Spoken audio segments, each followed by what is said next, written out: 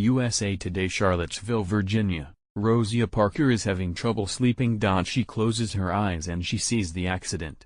She was right there by Heather Heyer when the car hit her, she says. Parker, 45, says she is trying to move on.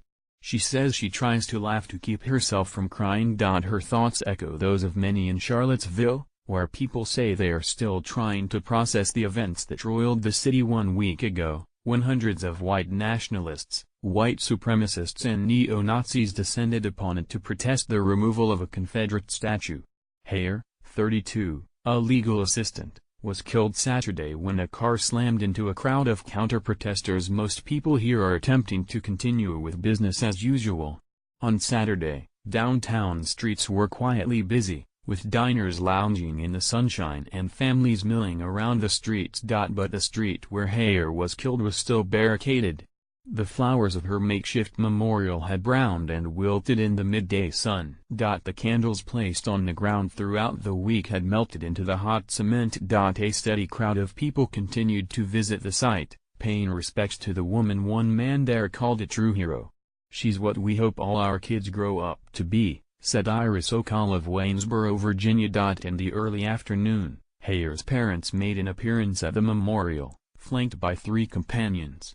As her mother, Susan Bro, sobbed, one knelt down among the strewn flowers and candles to write in purple chalk, "I miss you, baby girl." Then, in bright pink, "Love, Mom." People initially kept their distance, but Bro said, "You can come closer." The crowd pressed in, surrounding her and Heyer's father, Mark.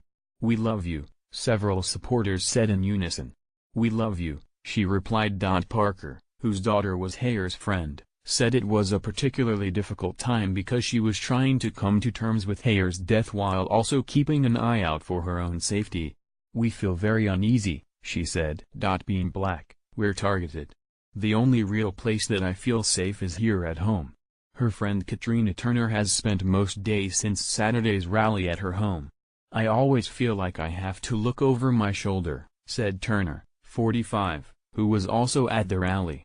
"I still feel there's a looming fear over the city," said Amos, a Charlottesville-based photographer from Nigeria who was assaulted by a protester in Nazi regalia during the Unite the Right rally. Amos said he no longer stays out late to take photos, something he did regularly before. "I just don't feel as safe as I used to," he said. Still others have taken the extra step of leaving town. Ghislaine Schmidt, an associate professor at the University of Virginia's Department of Religious Studies, has been in California since Tuesday morning. She said she left partly because she didn't feel safe. "I'm traumatized," said Schmidt, who is black. "I hear a loud noise, I jump. I see police lights, I'm scared."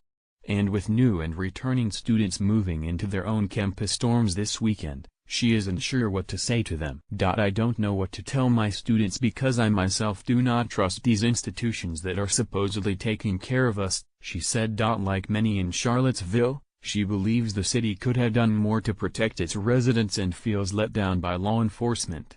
"I have felt failed by these institutions, by the police, by city officials and by the university, whom she thinks did not adequately protect the city's residents and did not take the threat of violence seriously," she said. Both Parker and Turner said they had considered leaving town as well, but they have family obligations in Charlottesville.